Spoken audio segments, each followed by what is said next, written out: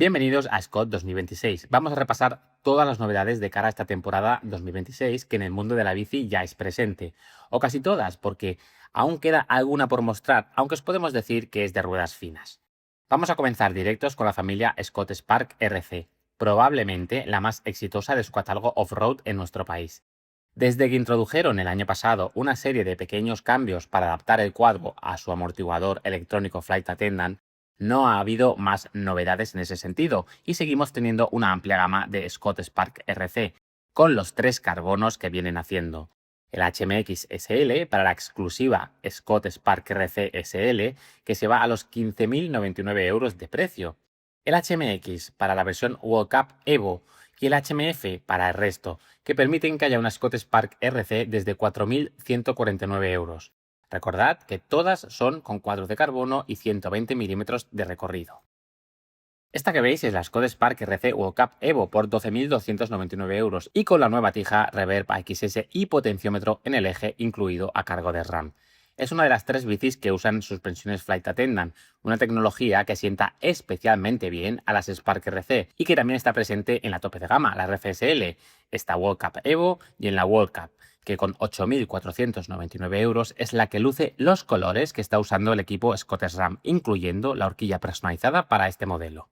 También tiene potenciómetro, llantas de carbono, frenos de 4 pistones, un equipamiento para exprimir el concepto Scott Spark RC al máximo.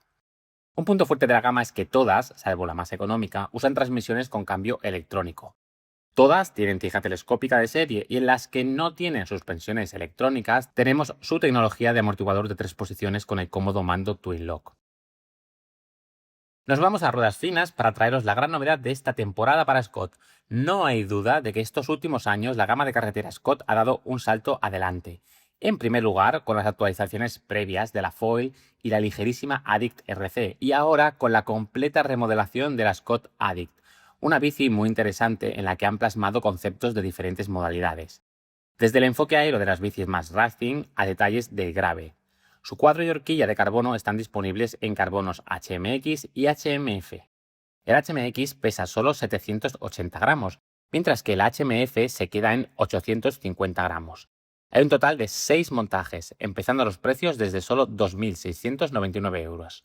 Todas tienen la misma estética y geometría y, salvo la más económica, el resto montan grupos electrónicos, ya sean Shimano o SRAM.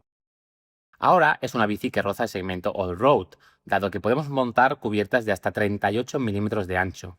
El cuadro ha dado prioridad a la comodidad, haciendo la zona de tubo-sillín más flexible.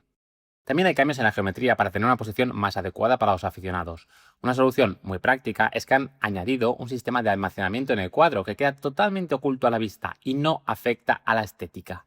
También cuenta con pastilla de cambio UDH, una tendencia que creemos que afortunadamente se extiende también a la carretera y que te permitirá montar el grupo SRAM Red XPLR de Gravel con su transmisión de 1x13 si te atreves con el monoplato. Una bicicleta que realmente es la que más debería encajar a la mayoría de aficionados al ciclismo de carretera. En su hermana Ultra Racing, la superescaladora Addict RC con su cuadro de solo 600 gramos en su versión más ligera, lo más llamativo es la llegada de esta decoración que no pasa desapercibida. Corresponde al modelo Addict RC Pro de 8.849 euros, en una gama que consta de 6 montajes diferentes. En el Grave, la Addict Grave sigue sin grandes cambios en su catálogo, ahora todas con patilla UDH. Se trata de una bicicleta que, aunque lleva tiempo en el mercado, cumple con prácticamente todo lo que se le pide a una Gravel Racing actual, lo que demuestra que en su momento fue una pionera. Hay nuevos colores en el modelo Addict RC, que viene con un montaje estelar por 9.299 euros. La colección Addict Gravel, ya sin el apellido RC, cuenta con 5 montajes, ofreciendo cuadro de carbono desde solo 2.849 euros, en este caso de carbono HMF, una gama muy amplia y con algunas decoraciones atrevidas. En lo que Scott ha sido pioneras en ofrecer de serie una versión gravel de su rígida de mountain bike. Es algo que muchos ciclistas están haciendo por su cuenta, coger una rígida de mountain bike y montarla con componentes que la hagan rápida en pistas.